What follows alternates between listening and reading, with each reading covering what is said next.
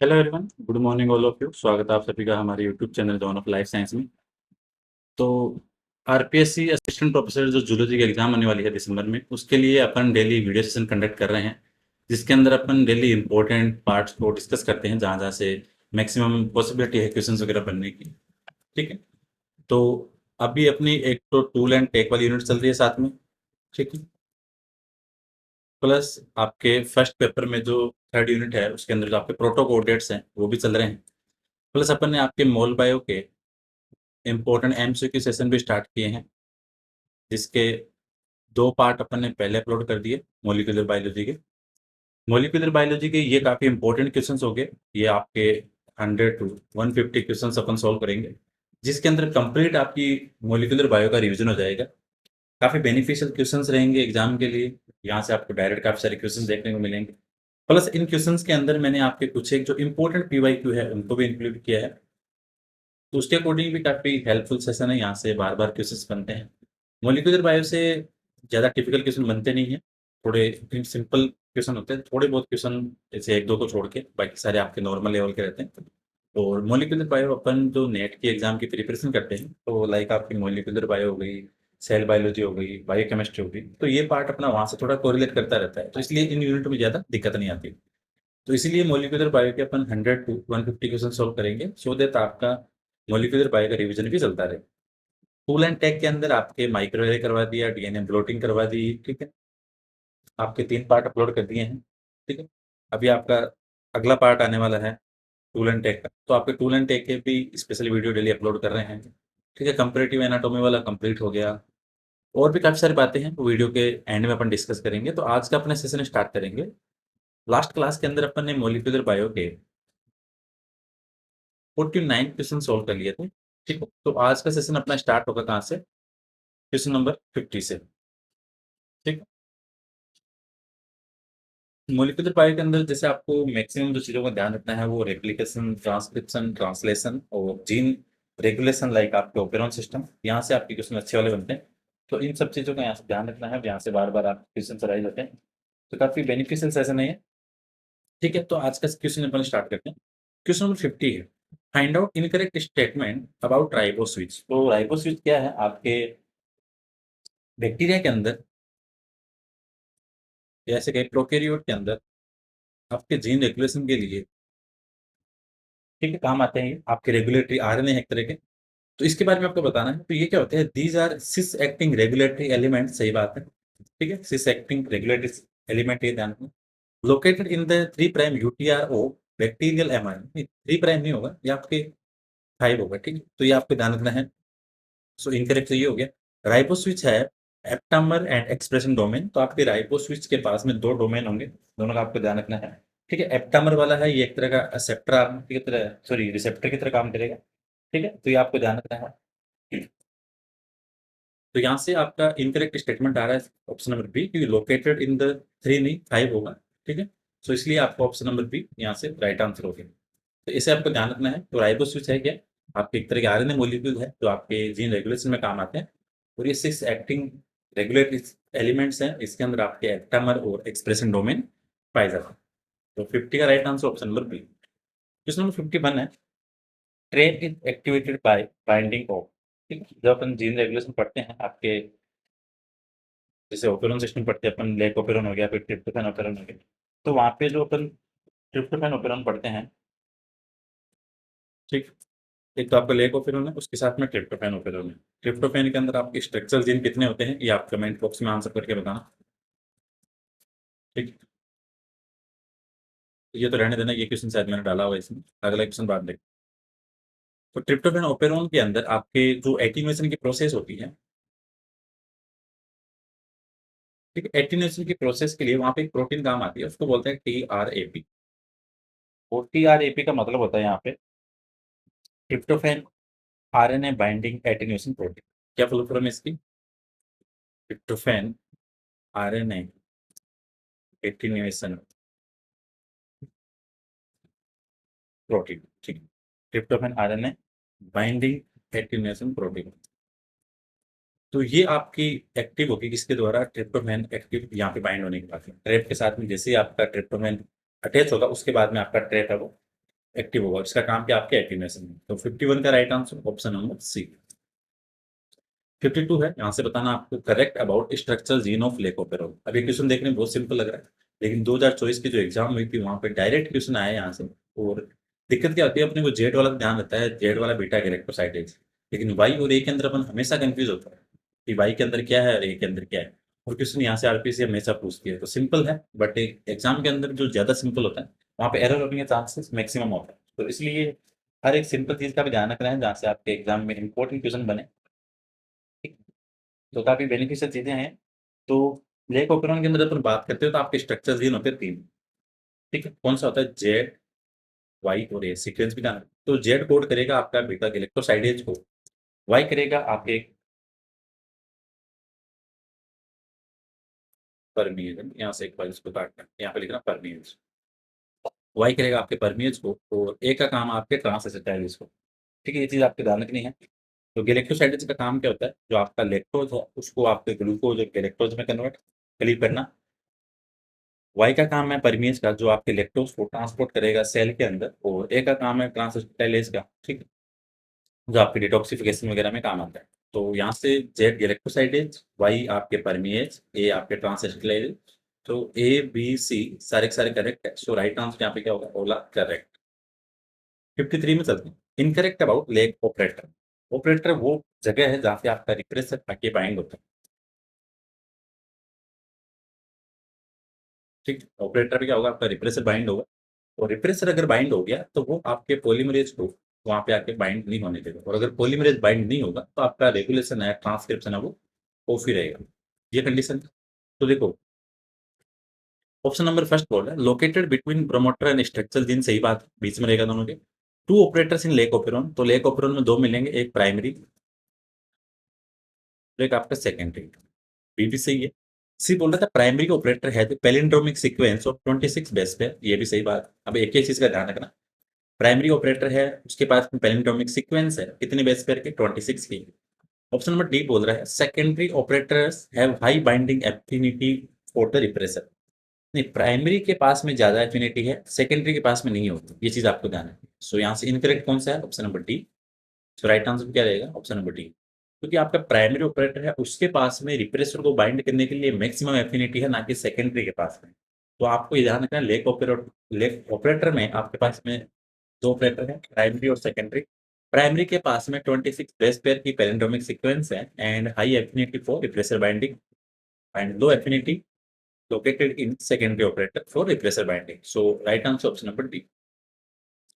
54 बताना आपको यहाँ से correct about mRNA degradation in prokaryotic mRNA। तो आपके जो mRNA की डिग्रेडेशन की प्रोसेस है, mRNA की डिग्रेडेशन की प्रोसेस से चाहे आपके प्रोकैरियोटिक की हो चाहे यूकैरियोटिक की, यहाँ से आपके क्वेश्चंस बनते हैं। तो हर चीज का ध्यान रखना है कि किसके अंदर आपके 5 to 3 और 3 to प्राइम डिग्रेडेशन की प्रोसेस चलती है, किसके अंदर आपके एक्सो और एंडो दोनों काम करते हैं। तो सारी चीज़ों का आपको ध्यान रखना है। क्वेश्चन 54 देखो, correct about mRNA degradation in prokaryotic mRNA.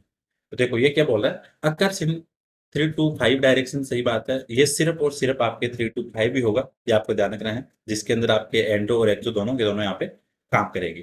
कोई भी एंजाइम ऐसा नहीं है यहाँ पे जो आपके प्रोकैरियोट के अंदर 5 to 3 काम करे। तो 5 to 3 वाला कॉन्सेप्ट यहाँ पे नहीं है, ओनली यहाँ पे 3 to 5 रहेगा। मीडिएटेड बाय एंडो और एक्सो न्यूक्लियस, ठीक है, सही बात है। सी बोल रहा है आरएनएज-ई और PNPase with helicase located in degradation. ठीक है, ये क्या बोल रहा है, जो आपके एंडोन्यूक्लियस है आरएनए-ई है, ठीक है। इसके बाद में आपका पीएनपी है पॉलीन्यूक्लियोटाइड फॉस्फोराइलेज, इसका ध्यान रखना क्या है, पॉलीन्यूक्लियोटाइड फॉस्फोराइलेज। और हेलिकेज के साथ में कॉम्प्लेक्स बनता है, उस कॉम्प्लेक्स को बोलते हैं डिग्रेडोसोम। अब क्वेश्चन क्या बनेगा एग्जाम में कि डिग्रेडोसोम में क्या क्या मिलेगा, तो आरएनए मिलेगा, पीएनपीज मिलेगा, प्लस आपका हेलिकेज मिलेगा। सो राइट आंसर क्या होगा, ऑल आर करेक्ट, सारे सारे स्टेटमेंट यहाँ पे सही है। तो यहाँ से आपको हर चीज का ध्यान रखना है। अब एक क्वेश्चन से आपका पूरा का पूरा स्टेटमेंट या पूरा जो टॉपिक है, कॉन्सेप्ट है, वो यहाँ से पूरा रिवाइज हो जाता है। तो इसके अकॉर्डिंग मॉलिक्यूलर बायो के काफी क्वेश्चंस बेनिफिशियल रहेंगे आपके मॉलिक्यूलर बायोलॉजी का पूरा टॉपिक कवर करने के लिए। सो 54 का right answer option number D. 55 है, correct about mRNA degradation in eukaryotic mRNA. तो देखो एक चीज आपको ध्यान रखनी है, आपके एमआरएनए का जो यूकेरियोट में डिग्रेडेशन होता है उसके अंदर आपके 2-3 अलग-अलग पाथवे हैं। एक तो है आपके डी एडेनाइलेशन डिपेंडेंट, एक आपका इंडिपेंडेंट, ठीक? और एक है आपका एंडोन्यूक्लियो एंडोन्यूक्लियोलाइटिक पाथवे। तो 3 तरह से होते हैं, बेसिक सी बात है। अब देखो, अक्कर इन 5 टू 3 और 3 टू 5, जबकि प्रोकैरियोट में क्या था, ओनली आपके सिर्फ 3 टू 5 था, ना कि आपके 5 टू 3, ठीक है? सो पहला स्टेटमेंट सही है। Mostly degradation is based on डी-एडेनाइलिसिस।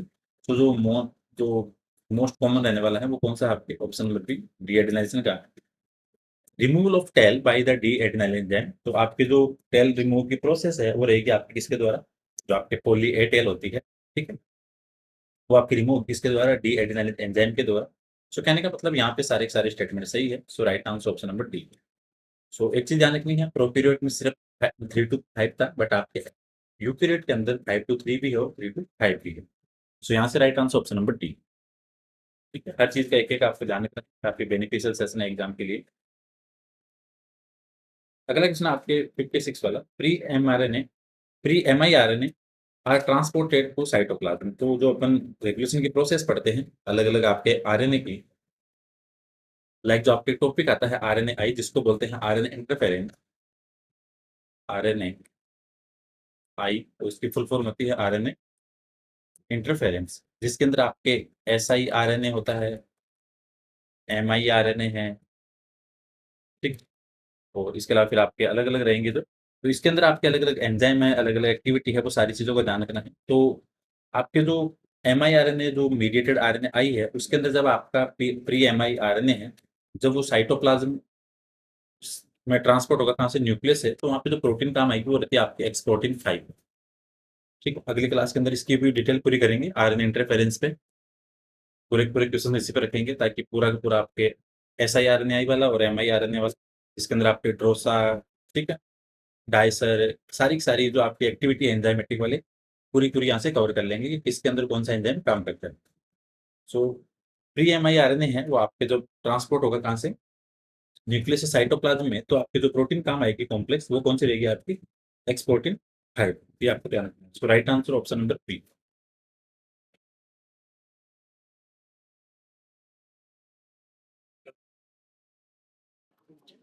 57 है, which site of ribosome hold the incoming tRNA molecule charge with amino acid. तो कहने का मतलब ये है कि आपके राइबोसोम पे जो अलग-अलग साइट होती है, ठीक है?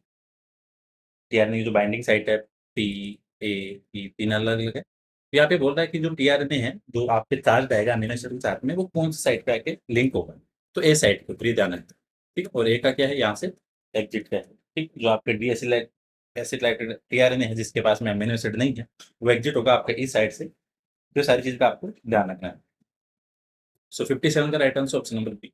58 है, डी एसिलाइटेड टीआरएनए एग्जिट हुआ है, तो वह रहेगा आपके इस चेन के द्वारा इस साइड से। सो राइट आंसर 58 है ऑप्शन नंबर सी। 59 है, साइन डल गार्नो सीक्वेंस। तो जब भी अपन ट्रांसलेशन की प्रोसेस पढ़ते हैं तो वहाँ पे आपके साइन डल गार्नो सीक्वेंस और कोजेक सीक्वेंस, दो अलग-अलग चीज़ें आती हैं, ठीक है? साइन डल गार्नो सीक्वेंस को अपन कॉमन वर्ड के अंदर बोल सकते हैं राइबोसोम बाइंडिंग साइट, ठीक है? तो ये आपके इनिशिएशन के लिए इम्पोर्टेंट है ट्रांसलेशन के अंदर। तो यहाँ पे सीक्वेंस पाई जाती है वो रहती है आपकी टाइप एजीजी एजीजीयू3, ठीक है? तो ये ध्यान रखना है। So right answer option number A. 60 है कोजेक सीक्वेंस। तो कोजेक सीक्वेंस इंपॉर्टेंट है आपके जो इनिशिएटिंग जो एयूई रहेगा, ठीक है? जो आपके कोड रहेगा उसके लिए स्टार्टिंग के लिए, तो उसके लिए रिस्पॉन्सिबल आपकी कोजेक सीक्वेंस, ठीक है? उसके अंदर जो सीक्वेंस रहने वाली है वो भी है 5 ACC। उसमें साइन गलगानो में क्या था आपके जीजी था, यहाँ पे ACC AU GG3, ठीक? तो ये दोनों ध्यान रखना, साइन गलगानो थी और प्रोजेक्ट सीक्वेंस दोनों। तो 60 का राइट आंसर ऑप्शन नंबर ए और 59 का भी ऑप्शन नंबर ए। 61 बोल रहा है, which protein factor direct the next tRNA to its correct position on the ribosome, ठीक? जैसे अपन इलोंगेशन फैक्टर पढ़ते हैं, इलोंगेशन फैक्टर के अंदर आपके EFTU आता है, EFTS आता है, EFG आता है, अलग-अलग आते हैं। ये बोल रहा है कि इसको करेक्ट पोजीशन पे राइबोसोम पे लाने के लिए वो रहता है आपके EFTU, ठीक? ये ध्यान रखना है। और ये जो टीएस वाला काम है इसका है आपके जितनी भी मॉलिक्यूल जो है उसका हाइड्रोलाइसिस का, और जी के लिए है आपका जो ट्रांसलोकेशन की प्रोसेस होगी उसके लिए रिस्पॉन्सिबल है। तो यहाँ पे करेक्ट पोजीशन के लिए राइबोसोम पे टीआरएनए को डायरेक्ट करेगा वो रहेगा आपका ईएफटीयू। सो राइट आंसर ऑप्शन नंबर 1। 62 है, RNA which constitute about 85% of total RNA. तो आपके टोटल आरएनए का जो सबसे ज्यादा रहेगा वो रहता है आपके आरआरएनए, ठीक। तो आपके आरआरएनए है उसकी मैक्सिमम अबंडेंस मिलेगी आपको सबसे ज्यादा। तो right answer option number C. 63 की बात करें, S N R N A are rich in, तो जो आपके S N R N A है जिसको बोल सकते हैं अपन क्या, small nuclear R N A. दो चीजें ध्यान रखनी है आपको, अगर S N R N A है तो आपका ये रहेगा, अगर आता है यहाँ पे S N O R N A तो रहता है आपका स्मॉल न्यूक्लियर न्यूक्लियोलर, ठीक। ये था न्यूक्लियर और ये है न्यूक्लियोलर, तो दोनों का डायरेक्ट। तो जो आपके S N R N A है, ठीक है, small nuclear R N A, ये सबसे ज्यादा आपको मिलेंगे यूरेसिल रिच, ठीक है। इसमें रहेंगे यूरेसिल रिच, और ये अलग अलग टाइप के होते हैं जैसे आपके U1 U2 U3, sorry U3 नहीं रहेगा, U4 U5 और U6, ठीक। जो अपनी स्प्लाइसिंग वगैरह में देखते हैं, तो ऐसा नारन है तो रिच किसके रहेंगे आपके यूरेसिल के। सो 63 का right answer option number B. 64 है, modified base dihydrouracil present in which arm of tRNA. तो टीआरएनए के अंदर से आपको एक तो एक्सेप्टर आर्म मिलती है, इसको अपन अमीनो एसिड आर्म भी बोलते हैं, ठीक है। इसके अंदर आपके सीसीए सीक्वेंस रहेगी, इसको सीसीए आर्म भी बोलेंगे, ठीक है। एक तो ये आर्म हो गई, दूसरी फिर आपके डी आर्म है, ठीक है, जिसके पास जो आपकी इसके पास जो सीक्वेंस रहेगी, ठीक है। और जो मॉडिफाइड बेस है डाई हाइड्रोयूरेसिल वो आपके किसके पास रहेगा, डी आर्म के पास। इसके अलावा फिर आपके टी आर्म भी है जिसके पास में आपके इसके पास ये मॉडिफाइड बेस रहेगा कौन सा, स्यूडोयूरिड है, ये ध्यान रखना। टी के पास में था आपका डाई हाइड्रो यूरेसिल, और टी के पास रहेगा आपका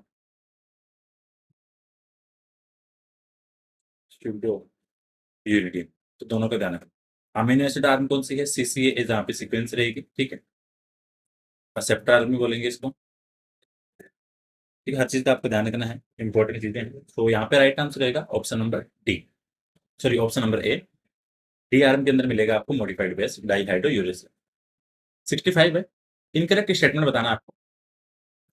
हाई बेस पे in the acceptor arm of tRNA, तो टीआरएन की जो एक्सेप्टर आर्म है वहां पे आपको जो बेस पेयर मिलेंगे वो बेसिक से कितने मिलेंगे आपको, 5 मिलेंगे, ठीक। सॉरी इनकरेक्ट पूछा है ना, तो 5 में 7 हो गए। तो इसलिए ऑप्शन नंबर एक इनकरेक्ट है, क्योंकि आपके एक्सेप्टर में 7 है ना कि 5 है। एंटीकोडोन के अंदर मिलेंगे आपको 5, ये सही है। टीआरएम के अंदर मिलेंगे आपको 5, तो ऑल आर करेक्ट तो नहीं है, यहाँ से आपका ऑप्शन नंबर ए इनकरेक्ट हो रहा है कि एक्सेप्टर आर्म में 5 नहीं 7 होंगे।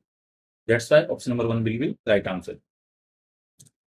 अगला क्वेश्चन आपके term exon and exon, sorry term exon और इंट्रॉन वर गिवन बाय, तो आपके जो एक्सोन और इंट्रॉन वर्ड है वो किसने दिए थे, वो दिए थे आपके गिलबर्ट। इंपॉर्टेंट क्वेश्चन है, साइंटिस्ट का नाम भी ध्यान रखना, एग्जाम में हो सकता है आरपीएस पूछ ले, आजकल ऐसे क्वेश्चन बनते भी हैं। So right answer option number B. 67 बोल रहा है, in which splicing remove exon number 2 while 1 and 3 are fused and sealed. क्या बोल रहा है, आपके एक्सोन नंबर 2 है उसको तो रिमूव किया जा रहा है, लेकिन आपके 1 और 3 है उसको फ्यूज किया जा रहा है और सील्ड हो रहा है किसके अंदर, आपके एमआरएनए के अंदर, उनको रिमूव नहीं किया जा रहा। तो ये है आपकी एक्सोन स्किपिंग, इसको बोलेंगे, ठीक है। और आपके अल्टरनेट स्प्लाइसिंग के अंदर क्या होता है, आपके अलग अलग मैच्योर एमआरएनए बनेंगे, ठीक है। सेल्फ स्प्लाइसिंग, इंट्रॉन रिटेनिंग, ये सारी चीजें अलग अलग हैं, ठीक है। तो आपके जो एक्सोन स्किपिंग है उसके अंदर आपके सिर्फ रिमूव किया जाएगा एक्सोन नंबर 2 को, और 1 और 3 को एमआरएनए के अंदर फ्यूज और सील किया जाएगा। तो right answer option number B. 68 है, the gene family of UMC UMUD and A are involve in following process. तो जब भी अपन डीएनए रिपेयर सिस्टम पढ़ते हैं तो डीएनए रिपेयर सिस्टम के दौरान अपन पढ़ते हैं आपके अलग अलग टाइप के मिसमैच है, बेस एक्सेशन रिपेयर है, ठीक है, रिकॉम्बिनेशन वाला है, फिर सोर्स रिपेयर वाला है, ठीक है, एसओएस वाला। तो वहाँ पे आपके काम आता है जो एसओएस डीएनए रिपेयर, वहाँ पे आपके रेक ए यूएमयूडी यूएमयूसी ये सारे सारे एंजाइम इन्वॉल्व होंगे आपके एसओएस डीएनए रिपेयर पाथवे के अंदर, ठीक है। तो ये चीज आपको ध्यान रखनी है। सो यहाँ से राइट आंसर होगा ऑप्शन नंबर 1। लास्ट लेक्चर्स के अंदर भी डीएनए रिपेयर काफी क्वेश्चंस बताए हैं, उनको भी एक बार देख लेना। 69 में what is ORF, open reading frame. Open reading frame को आप सिंपल से समझो, ठीक है। ये एक प्रोटीन कोडिंग रीजन है जो आपका कहाँ से है, start codon to stop codon, simple से समझो, ठीक है। Start codon to stop codon, एक ये क्या है आपका प्रोटीन कोडिंग रीजन है। So continuous group of adjacent codon that starting with ATG and ending with TGA TA और टीएजी। तो आपका स्टार्ट कोडन से लेके स्टॉप कोडन तक का जो सेगमेंट रहेगा उसको बोलेंगे अपन क्या, ओआरएफ जी, सॉरी ओआरएफ रीजन, तो ओपन रीडिंग फ्रेम। सो राइट आंसर ऑप्शन नंबर 1। अगला क्वेश्चन आपके 70 वाला राइबोजाइम। तो राइबोजाइम क्या है आपके, एक तरह के क्या है आरएनए मॉलिक्यूल है जो काम करेंगे किसकी तरह, एंजाइमेटिक एक्टिविटी की तरह। So right answer option number D. 71 है जीन्स आर। तो जीन आपके पॉलीन्यूक्लियोटाइड मिलेंगे आपको, जिसके अंदर आपको डिफरेंट टाइप के न्यूक्लियोटाइड से आपकी चेन रहेगी। So right answer option number C, genes are polynucleotide. ये क्वेश्चन आए हुए हैं किसके अंदर, ये क्वेश्चन मैंने पीवाई क्यों लिए हैं आपकी 2011 सॉरी 21 वाली जो एपी एग्जाम थी उसके क्वेश्चन आएंगे, ठीक है। 72 है xeroderma pigmentosum in humans associated with mutation by. ये क्वेश्चन देखो करवाया था आपके जो एनईआर करवाया था लास्ट लेक्चर के अंदर ही बताया था, जो आपके न्यूक्लियोटाइड एक्सेशन रिपेयर है उसके अंदर आपके जीरोडर्मा पिगमेंटोसम में किसी का डिफेक्ट की वजह से डिजीज कॉज होती है। So right answer option number B. 73 कौन पर एग्जाम, ये भी बताया था डीएनए पॉलीमरेज फर्स्ट है उसको बोलेंगे क्या, कौन पर एग्जाम। ये भी पीवाई की आप ऐसे क्वेश्चन भी आपको देखने को मिलता है। Right answer option number B. 74 who was first time proposed semi conservative DNA replication. तो फर्स्ट टाइम रेप्लिकेशन को जो बताया था डीएनए रेप्लिकेशन की प्रोसेस को, ठीक है, प्रपोज किया था वो वाटसन एंड क्रिक। और अगर एक्सपेरिमेंटली पूछे तो मेसेल्सन एंड स्टार्क, ये ध्यान रखना है, ठीक है। तो फर्स्ट टाइम प्रपोज किया था वाटसन क्रिक ने और एक्सपेरिमेंटली प्रूव किया था आपके मिसेल्सन एंड स्टार ने। तो ये चीजें भी आपको यहाँ से ध्यान रखनी है। 74 का right answer option number 1, first time propose किया वाटसन क्रिक ने और एक्सपेरिमेंटली प्रूव की बात पूछे हैं। ये क्वेश्चन आए हुए हैं आपके 2021 वाले एग्जाम में। स्ट्रक्चर जीन है ट्रिप्टोफैन ऑपेरॉन। तो आपके ट्रिप्टोफैन ऑपेरॉन के अंदर जो आपको स्ट्रक्चर जीन मिलते हैं कितने, 5। कौन से, trp E, D, C, B और ए, ठीक है। सो यहाँ पे right answer option number B. तो ये थे आज के इंपॉर्टेंट क्वेश्चंस। तो अपने आपके मॉलिक्यूलर बायो के 75 क्वेश्चन और हो गए, ठीक है। 75 क्वेश्चंस के बाद में अभी अपन 75 से भी और ज्यादा क्वेश्चन डिस्कस करेंगे। जो अपना टारगेट रहेगा आपके ऑलमोस्ट 150 क्वेश्चन अगर अपन ने सोल्व कर लिए मॉलिक्यूलर बायो के, जिसके अंदर आपके इंपॉर्टेंट पीवाईक्यू भी रहने वाले हैं, तो आपका मॉलिक्यूलर बायोलॉजी का कंप्लीट रिवीजन यहाँ से हो जाएगा, ठीक। ये चीज इंपॉर्टेंट है। दूसरी चीज, अपन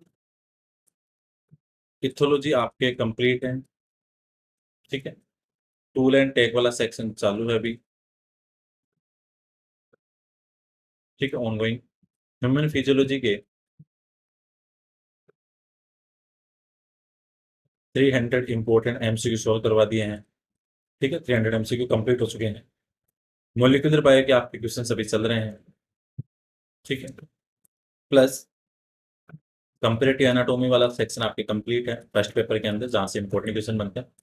अभी आपके प्रोटोकोडेट भी सिर्फ एक आपका सिफलोकोडेट बचा है एमपीओ, बाकी सारे के सारे आपके करवा दिए हैं। तो काफी सारी इंपॉर्टेंट चीजें आपकी चल रही हैं, ठीक है।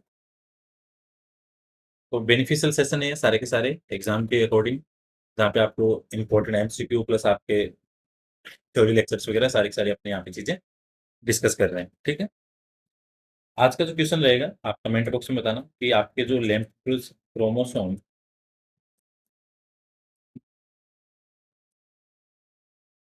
ठीक है, वो कहाँ पाए जाते हैं, किसके अंदर आपके प्रेजेंट होंगे, ठीक है। तो आपको लेम्ब्रोस क्रोमोसोम का बताना है कि आपके किस ऑर्गेनिज्म के अंदर और कौन सी स्टेज के अंदर आपको देखने को मिलेंगे, ठीक है। सो ये क्वेश्चन आज का तो इंपॉर्टेंट सेशन है। वीडियो को लाइक करना, शेयर करना, कोई डाउट सजेशन हो तो मैसेज कर देना।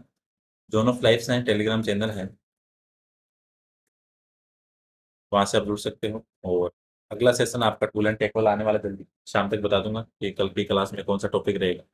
मोस्ट प्रोबेबली या तो रहेगा आपका आर आई ए वाला, री ए वाला, ठीक है, या इसके अलावा फिर रहेगा आपका डीएनए सीक्वेंसिंग। दोनों में से एक टॉपिक होने वाला है, ठीक है। या फिर जो डॉट प्लॉट ऐसे हैं, इन तीनों में से एक लेक्चर आएगा। क्यों इन तीनों से अच्छे क्वेश्चन बनते हैं एग्जाम, ठीक। करवाने तीनों ही हैं, लेकिन पहले देखते हैं कौन सा लेके आएंगे। सो बेनिफिशियल सेशन है, होपफुली ये आपके एग्जाम के लिए काफी इंपॉर्टेंट रहेगा। So thank you so much for watching session, मिलते हैं नेक्स्ट क्लास में।